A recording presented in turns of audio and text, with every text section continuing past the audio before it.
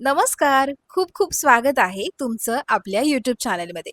तर आज मी निघाली आहे हडशीच्या प्रवासाला. हडशीला जाण्याआधी मी लवासा सिटीला जाऊन आले आणि त्याचा वेगळा व्लॉग मी आधीच अपलोड केला आहे, तर तो तुम्ही नक्की पहा.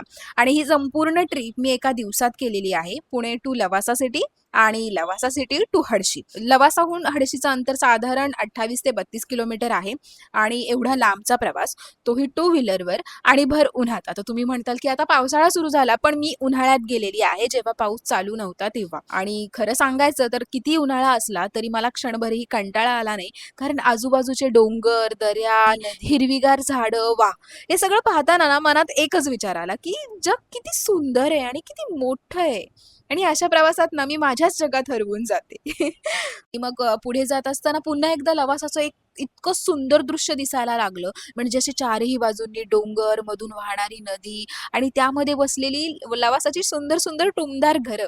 अगदी ना एखाद्या चित्रकाराने कॅनव्हासवर एखादं चित्र काढावं ना, तसंच वाटत होतं. काही वेळातच मी हडशीला पोहोचले. इथे ना पार्किंगची अजिबातच काहीच चिंता नाही. इथे खूप मोठं पार्किंग आहे आणि अगदी फ्री आहे. आणि समोरच बघितलं तर विठ्ठल रुक्मिणीचं मंदिर दिसलं. सगळीकडे हिरवागार परिसर, शांत वातावरण. मग मी दर्शन घेतलं आणि माझं दर्शन अगदी व्यवस्थित झालं. विठ्ठल रुक्मिणीच्या मंदिराच्याच बाजूने खाली गेलं, की साईबाबांचं मंदिर आहे. तिथेही आम्ही दर्शन घेतलं.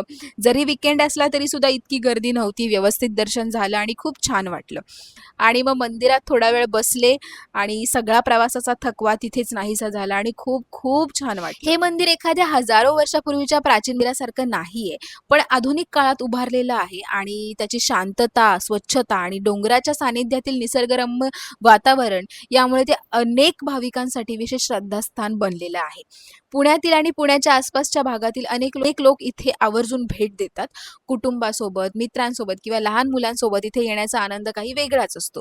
मंदिराशेजारच्या हिरव्यागार गवतावर क्षणभर निवांत बसलं, की मनाला अशी शांततेची झुळूक लागली. वाह! सुख म्हणजे कदाचित हेच. आणि मंडळी, आठशे हे फक्त भक्तांसाठीच नाही, तर निसर्गप्रेमी आणि ॲडव्हेंचर आवडणाऱ्यांसाठी एक सुंदर डेस्टिनेशन आहे. म्हणजे इथे बोटिंग आहे, झिप लाईनिंग आहे, स्काय सायकलिंग आहे, कमांडो नेट अशा वेगवेगळ्या ॲडव्हेंचर ॲक्टिव्हिटीज इथे आहेत. आणि याशिवाय या परिसरामध्ये संत दर्शन आहे, सुंदर सुंदर बागा आहे, निवांत फिरण्यासाठी मोकळी जागा आहे. त्यामुळे इथे लहानांपासून मोठ्यांपर्यंत प्रत्येकासाठी इथे काही ना काही खास आहे. तुम्हालाही इथे जायचं असेल तर तुम्ही तुमच्या फॅमिलीसोबत, तुम्ही तुमच्या मित्रांसोबत नक्की जा. आणि मला छोट्या-मोठ्या गोष्टींमध्ये खूप आनंद येतो आणि मला छान वाटलं.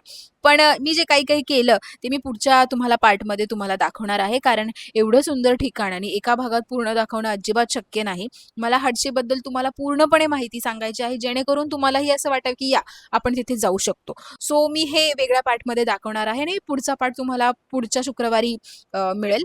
तर भेटूयात पुढच्या व्हिडिओमध्ये. बाय.